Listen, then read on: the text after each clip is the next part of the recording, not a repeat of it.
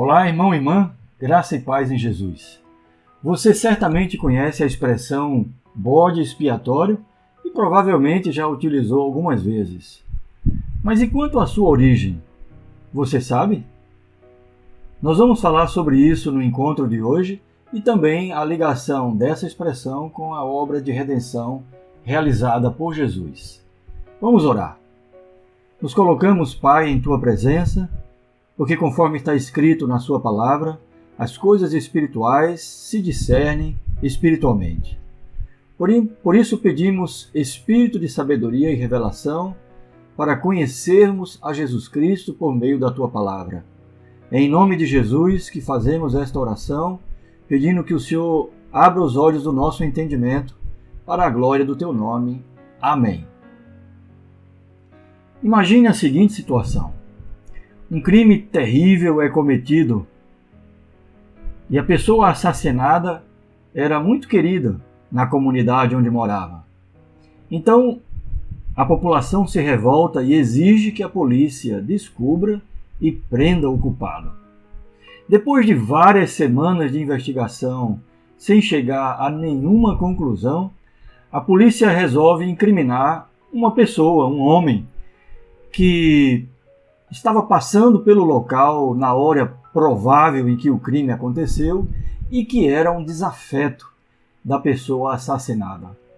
Ocorre que aquele homem não tinha cometido esse crime, mas ele não conseguiu apresentar nenhum álibi válido e foi acusado e depois julgado e preso por este crime. Numa circunstância como essa, é costume se dizer que aquele homem foi usado como bode expiatório. Era inocente, mas recebeu a culpa e a punição no lugar do verdadeiro culpado. Agora, ao contrário do que possa parecer, a expressão bode expiatório não é uma expressão nordestina. A sua origem está ligada à lei judaica. E é isso que nós vamos ler na Bíblia agora. Abra sua Bíblia em Levítico 16, e acompanhe a leitura a partir do versículo 7.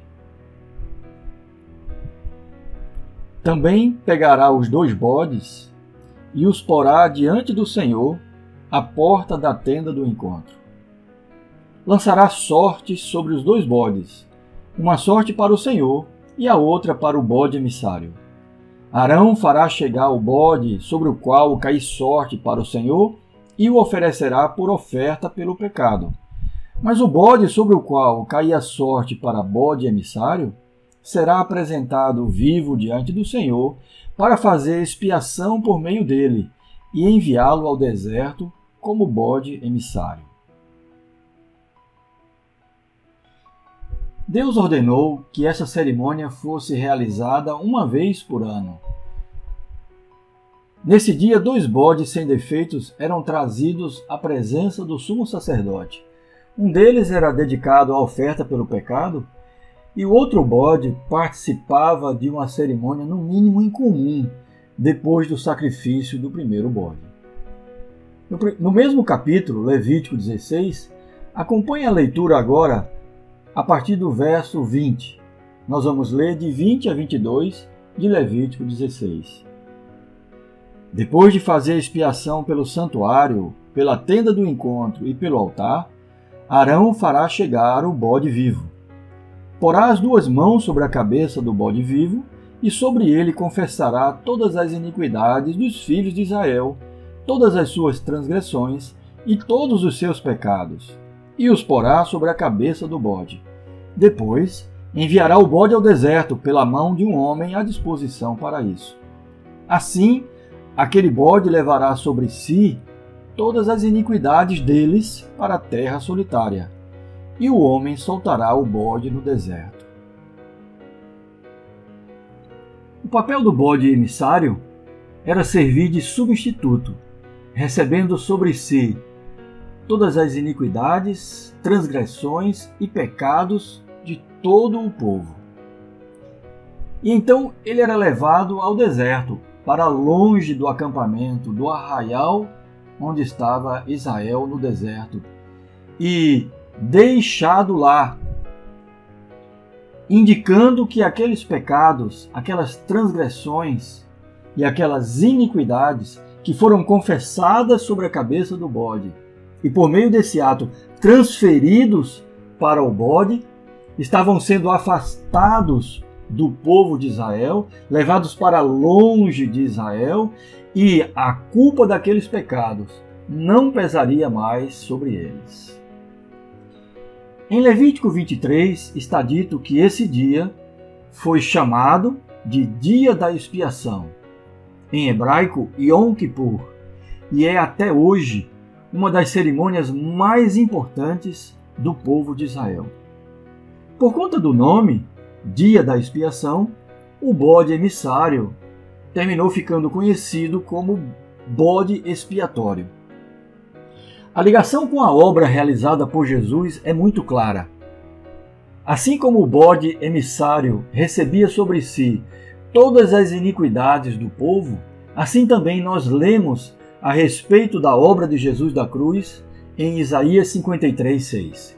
Acompanha Isaías 53:6. Todos nós andávamos desgarrados como ovelha. Cada um se desviava pelo seu próprio caminho. Mas o Senhor fez cair sobre ele a iniquidade de todos nós. Além disso, em 1 Pedro 2:24, nós lemos o seguinte: carregando ele mesmo em seu corpo sobre o madeiro os nossos pecados, para que nós, mortos para os pecados, vivamos para a justiça. Pelas feridas dele, vocês foram sarados. Amados, o bode emissário era conduzido para o deserto, para longe do arraial, do acampamento de Israel, para ser deixado lá para morrer.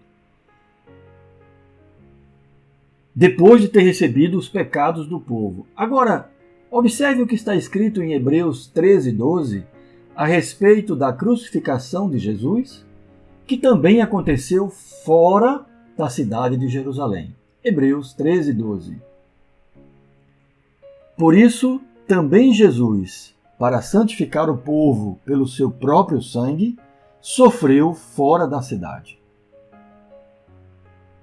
Amados, todos os eventos daquele dia da expiação eram uma sombra, um símbolo daquilo que iria acontecer com Jesus e em Jesus.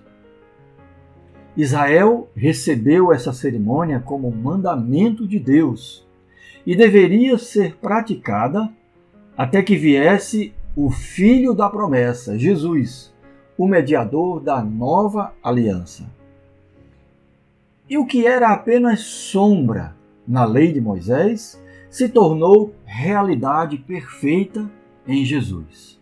O Filho de Deus se esvaziou da sua glória, se fez homem. Como homem, se humilhou e foi obediente a Deus Pai durante toda a sua vida, um servo obediente.